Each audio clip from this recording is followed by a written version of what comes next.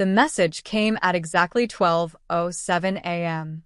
I was lying on my bed, smiling at my phone, waiting for Felix's goodnight text. He always sent one.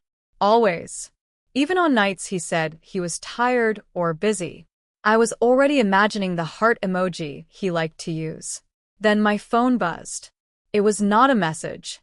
It was an image. At first, I didn't understand what I was seeing. The picture loaded slowly, like it wanted to hurt me on purpose. White background. Gold letters. Fancy writing. My eyes scanned the top. Together with their families. My heart skipped. Then I saw the name. Felix Ha-Rin. My fingers went numb. My chest tightened so fast I had to sit up. I stared at the screen, hoping my eyes were lying to me. They weren't. Below his name was another.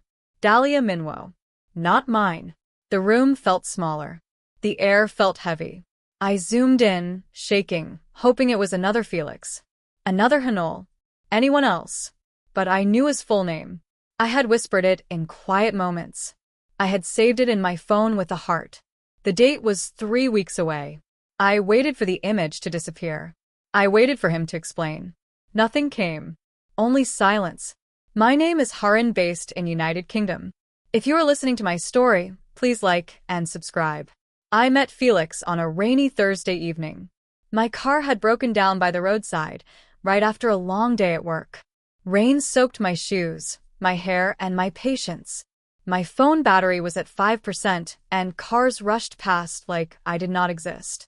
I stood there, close to crying. Then a dark car slowed down. It pulled over. A man stepped out holding an umbrella.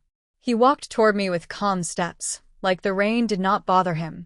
His smile was gentle, not curious or rude. "Are you okay?" he asked. I nodded, even though I wasn't. He helped me push the car to the side of the road without asking for anything. He waited while I called a mechanic. He didn't complain. He didn't rush. "You don't have to wait," I told him. "I know," he said. "But I will." That was the moment I trusted him. We talked while the rain fell. About work.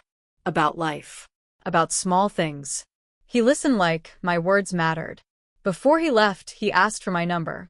"Just to check if you got home safe," he said. That night, my phone buzzed. "Did you get home?" I smiled. I had no idea what I was walking into. Felix became part of my daily life so smoothly that I did not notice when it happened. Every morning, my phone rang before my alarm. It was him. He asked if I slept well. During the day, he checked on me, even when I said I was busy. At night, he called again, his voice low and calm, like a safe place I could rest in. He asked about my meals, my stress, my dreams. When I talked, he listened. When I cried, he did not rush me. He stayed quiet and let me finish, like my tears were not a problem to solve. He never pushed, never rushed. "I want something real," he once said. Those words wrapped around my heart like a promise. I believed him. We laughed often. He remembered small things, my favorite snack, how I hated loud places, how I loved rainy evenings. He noticed when I was tired, even before I said it. Love with Felix felt calm. Safe. Gentle. I had known chaos before. Loud fights. Broken promises. People who disappeared without warning. So when Felix came with peace, I held on tightly. I thought peace meant honesty. I did not know peace could also be a mask. Felix never came to my house. At first, it did not bother me. He said he shared a place with a cousin who valued privacy. I respected that.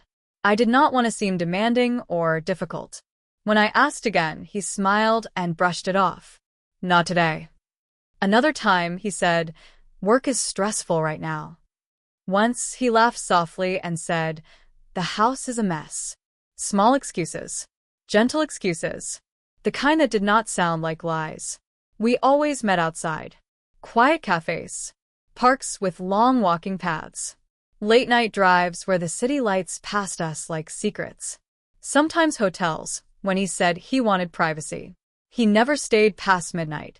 Never slept over. Whenever the clock moved closer to 12, he became restless.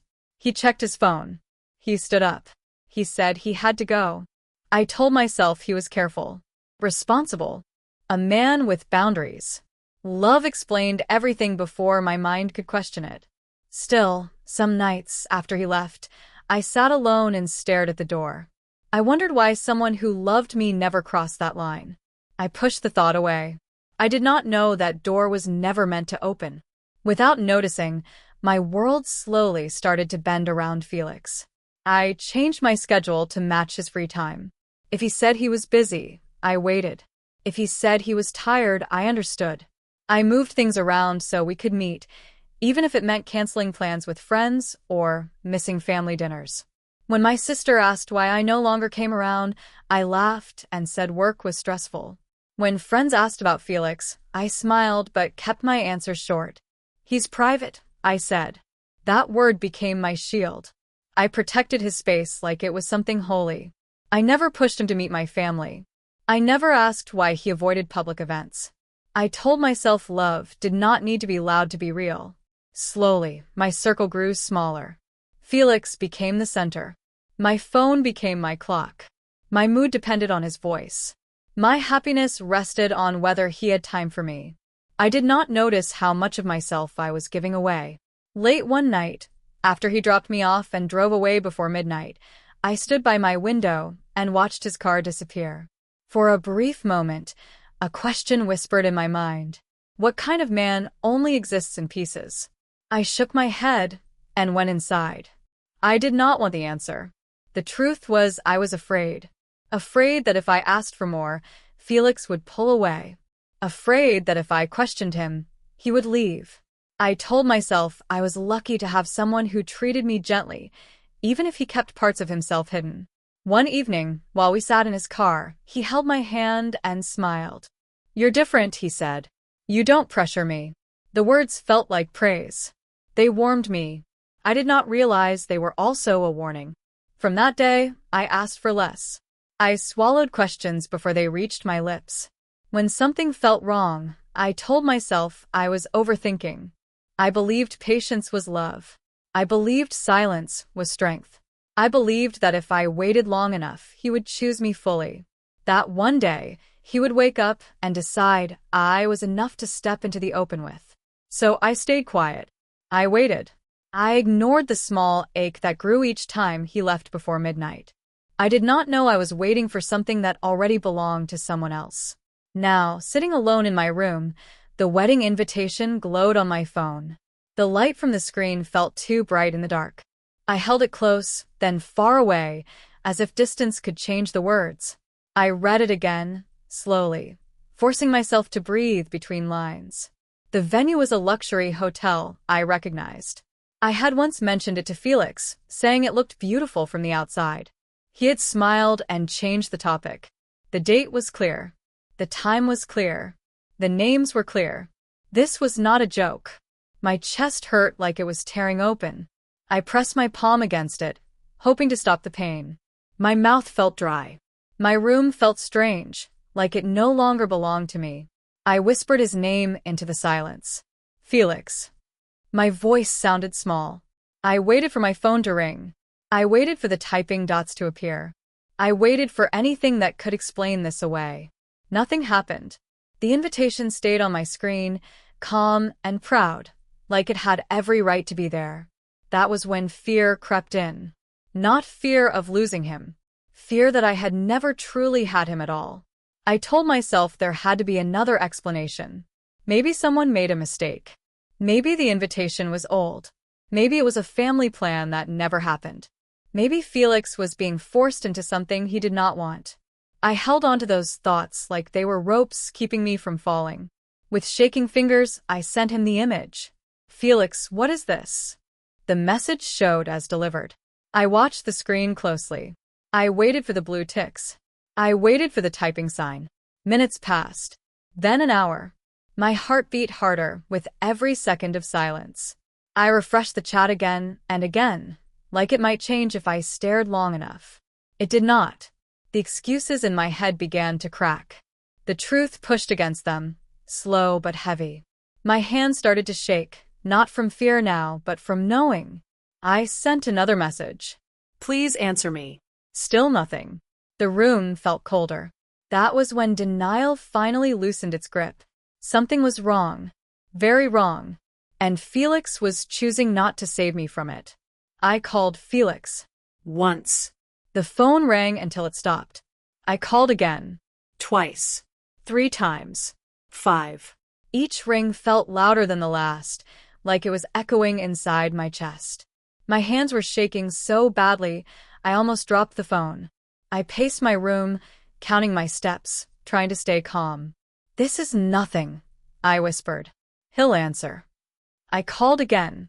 10 times. No answer. Finally, the call went to voicemail. "Hey, it's Felix. I'll call you back." Hearing his voice broke something inside me. It sounded normal. Calm. Like he had not just shattered my world. I ended the call and stared at my phone. My eyes burned, but I refused to cry yet. I needed answers. I needed him to explain, to say I was wrong. Instead, silence filled the room. Minutes passed. Then more. My chest tightened, and the tears came fast and hard. I slid down to the floor and hugged my knees. I cried until my throat hurt. I cried until my head felt light. In that moment, a terrible thought formed. If he was innocent, he would have answered. If he cared, he would have called back. The silence was not an accident. It was a choice. And I was finally starting to understand what that choice meant.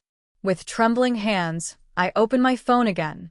I did not want to do it, but I had no choice. I needed the truth, even if it hurt more. I opened the app one had avoided for months. I typed her name into the search bar. Dahlia Minwo. Her profile appeared instantly. It was public. My heart pounded as I tapped it. Photos filled my screen. At first, I saw smiling faces. Friends. Family. Then I saw him. Felix. He stood beside her, his arm wrapped around her waist. He wore the blue shirt I liked. On his wrist was the watch I had bought him for his birthday. He was smiling the same smile he gave me. I scrolled down. More photos. Different days. Different places. The same closeness. Then I saw it. A picture of a ring on her finger. The caption read, "Forever starts now." My vision blurred. My chest felt empty, like my heart had been scooped out. They looked happy. They looked real. They looked like a future I had never been part of. I dropped the phone onto the bed and covered my mouth to stop myself from screaming. In that moment, the truth settled in. I was not confused. I was not mistaken. I was not imagining things. Felix was engaged. And I was never meant to know. Everything made sense all at once. The late nights that ended before midnight. The calls he never took around me. The weekends he disappeared. The holidays he was always busy. Every excuse lined up like pieces of a puzzle I had refused to solve. I sat on my bed and stared at the wall. My tears had stopped, but the pain was deeper now. He was not hiding his life because he was private. He was hiding it because I did not belong in it. I was not his girlfriend in the real world. I was his quiet space. His escape. I wondered how long it had been like this. From the start, that question scared me most. After the shock came anger. Not the kind that screams or breaks things. This anger was quiet, heavy. It burned slowly in my chest, warming my spine and straightening my back. I stood up and walked to the mirror. My eyes were red. My face looked tired, but there was something new there too. Clarity. I thought about every time I had waited for him. Every time I had swallowed my questions. Every time I had blamed myself for wanting more. The anger grew stronger. I did not deserve this. I did not deserve to be hidden. I did not deserve lies wrapped in soft words. I did not deserve to be an option when I had offered him everything. For the first time since the invitation arrived, I stopped crying. I wiped my face and took a deep breath. Felix had made his choices. Now it was my turn. I picked up my phone and stared at his name. My thumb hovered over the screen. Part of me wanted to scream at him. Part of me wanted answers. Another part of me wanted the truth, no matter how ugly it was. I did not know how this would end. But I knew one thing. I was done being silent. Felix finally called the next morning. I was sitting on my bed, staring at my phone like it might bite me. When his name lit up the screen, my heart jumped, then sank. I answered before I could change my mind. "Hello," I said. There was a pause. Then his voice came through, low and shaky. "I can explain," he said. I laughed. The sound surprised me. It was short and empty, like it did not belong to me.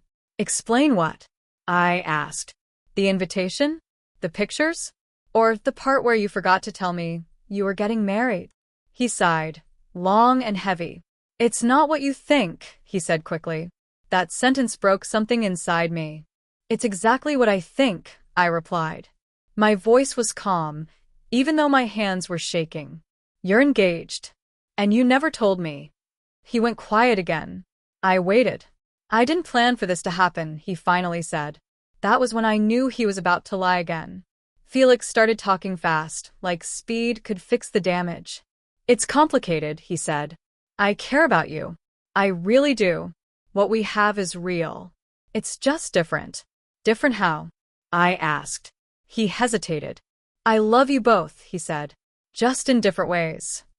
The words made my stomach turn. "So she gets the wedding," I said slowly. "And I get the hiding." "That's not fair," he replied. I almost laughed again. "You said you wanted something real," I reminded him. "Was this real to you?" "Yes," he said quickly. "I never meant to hurt you." I closed my eyes. Intent did not change impact. "You chose to lie," I said. "Every day." He tried to defend himself. He said he was confused. He said he felt trapped. He said he did not know how to tell me. Each excuse sounded smaller than the last. I realized then that Felix did not love me the way I loved him. He loved comfort. He loved attention. He loved having two worlds and losing none. I ended the call before he could say more. When the line went dead, I felt something shift. The man I loved was gone. In his place stood a stranger I could no longer protect. After the call ended, I could not sleep. I lay on my bed, staring at the ceiling, replaying every moment with Felix. Every word, every smile, every excuse. It was like watching the same movie again, but this time I could see all the hidden scenes. The signs had been there from the start.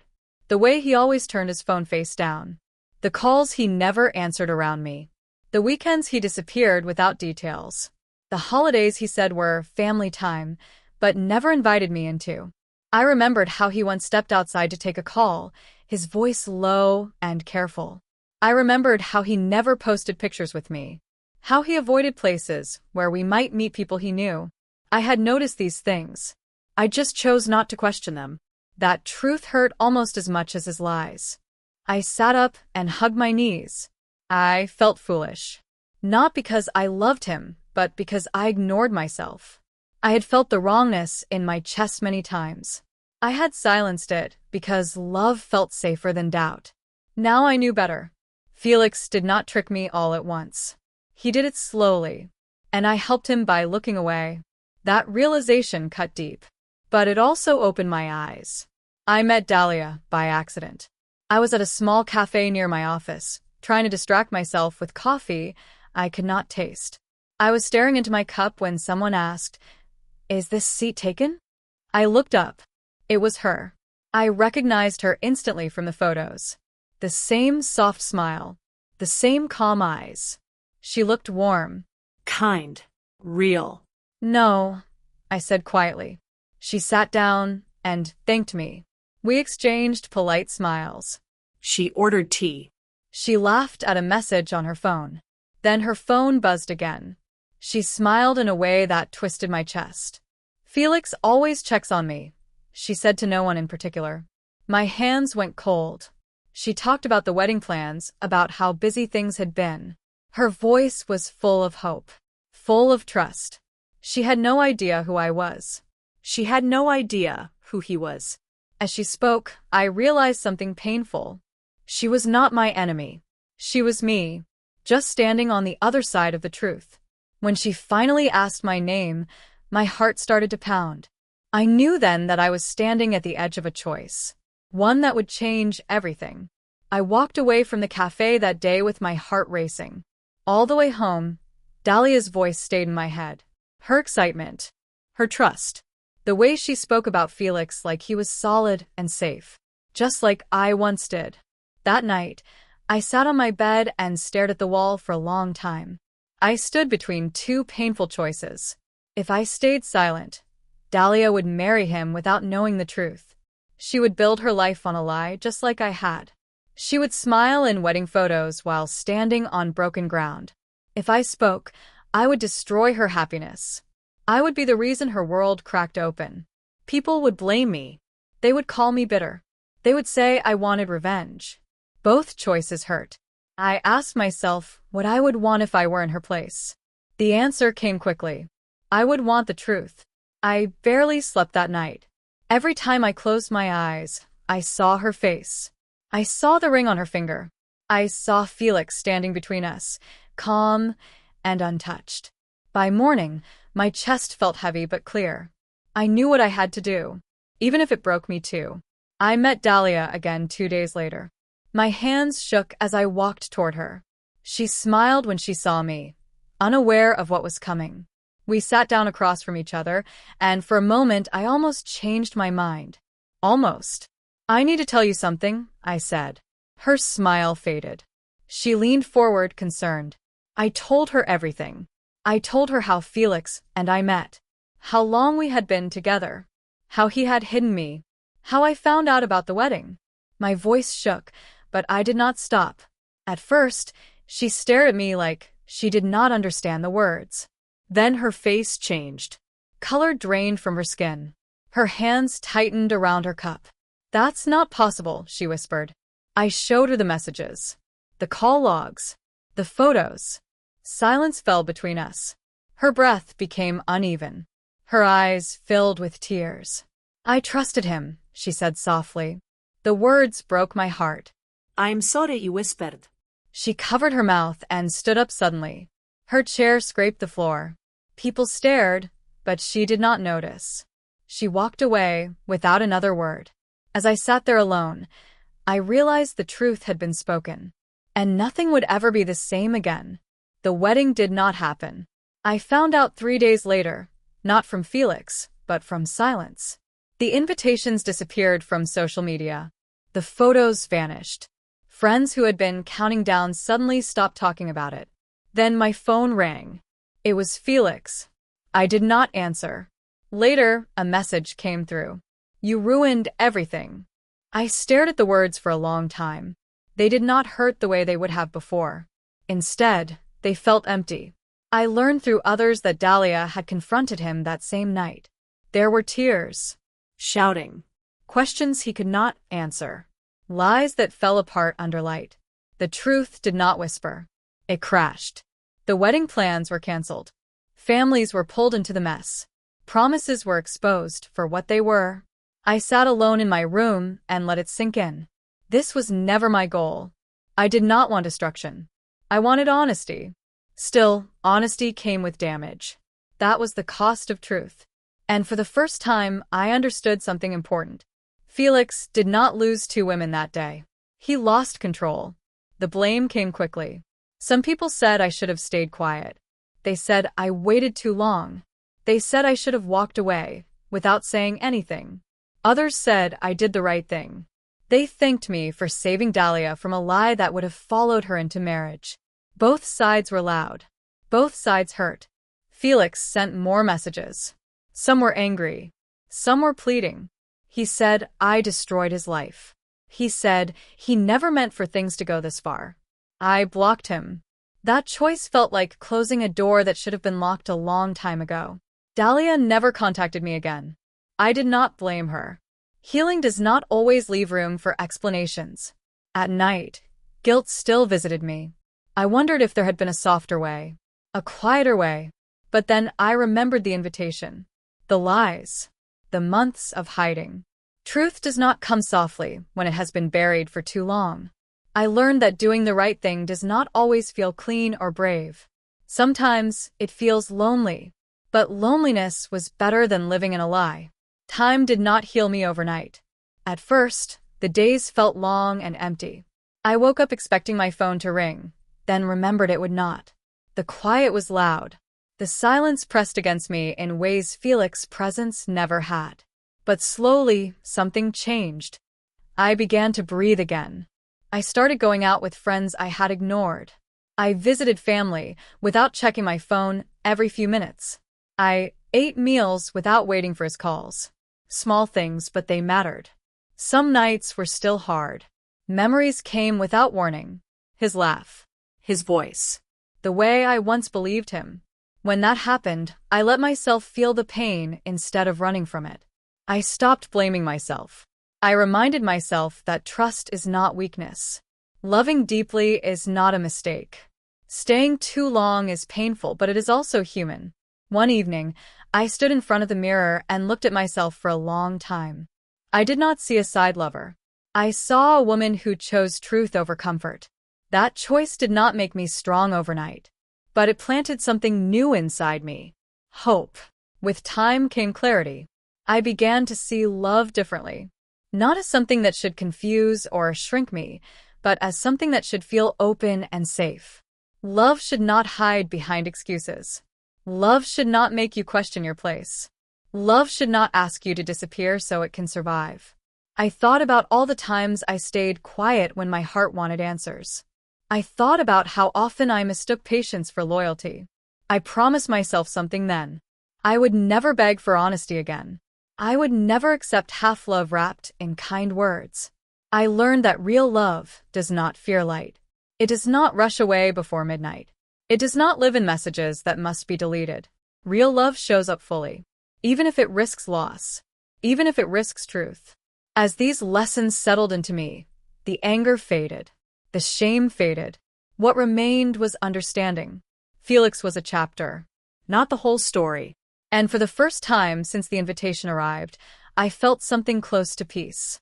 Not because everything was fixed, but because I was finally standing on my own ground.